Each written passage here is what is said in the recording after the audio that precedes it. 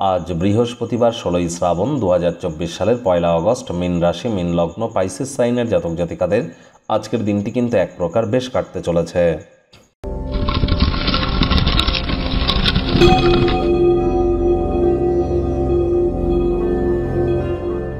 ভিডিওটির শুরুতেই স্ক্রিনে আপনারা দেখতে পাচ্ছেন বৃহস্পতির বীজ মন্ত্র ওম গ্রাং গ্রিং গ্রং স গুরবে নমঃ।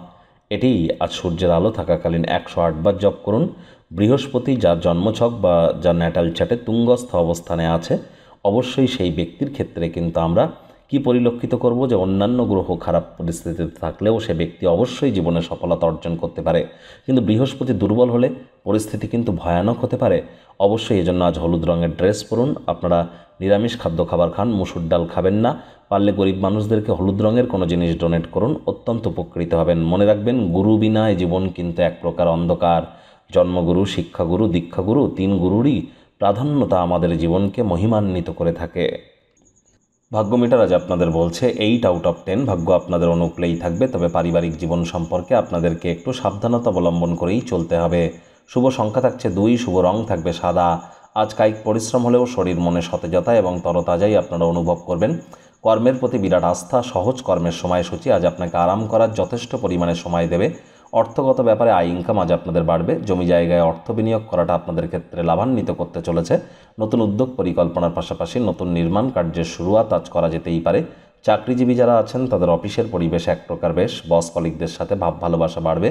কর্মে গতি অনুভব করবেন। নিজের মেধা, দক্ষতা, ট্যালেন্টের দৌলতে প্রশংসার পাত্রপাত্রীও হতে চলেছেন। কেরিয়ারের বিষয়ে দৃঢ় কোনো পদক্ষেপ বা সিদ্ধান্ত ইন ফিউচার আপনাদেরকে লাভান্বিতই করবে। যে কোনো পরিস্থিতিতেই হোক না কেন সময়ের সদ্ব্যবহার আপনাদের করা উচিত। সময়কে গুরুত্ব যদি না দেন, ক্ষতি কিন্তু আপনাদেরই হতে পারে। রাজনীতিবিদ যারা আছেন জনসংযোগ বৃদ্ধি করতে পারলে পপুলারিটিও বাড়বে। শিক্ষার্থী বিদ্যার্থীরা যে কোনো প্রকার পরীক্ষা প্রতিযোগিতায় অংশগ্রহণ করলে অবশ্যই সফলতা অর্জন করবেন। উচ্চশিক্ষার জন্য যারা বিদেশ যাত্রার কথা ভাবছিলেন, ভাগ্যদেবীও আজ আপনাদের পক্ষেই আছেন। সন্তান সন্ততি থেকে থাকলে তারাও তাদের কৃতিত্বের দ্বারা আপনাদেরকে গর্বিত অনুভব করাবে। প্রেমিক প্রেমিকা, স্বামী স্ত্রী উভয়ের ক্ষেত্রেই বলবো, ফুল ফুটুক আর না ফুটুক, আজ কিন্তু আপনাদের প্রেমের বাগানে বসন্ত। দিনটিকে যতটা সম্ভব রোম্যান্টিক করে তোলা যায় সেই প্রচেষ্টাই আপনাদের করা উচিত। অবিবাহিতদের বিবাহের যোগ পরিলক্ষিত হচ্ছে। যারা প্রেমে পড়েননি তাদের জীবনে স্বপ্নের নারী বা পুরুষের আগমন আজ কিন্তু হতেই পারে। একটু প্রচেষ্টা আপনাদেরকেও করতে হবে।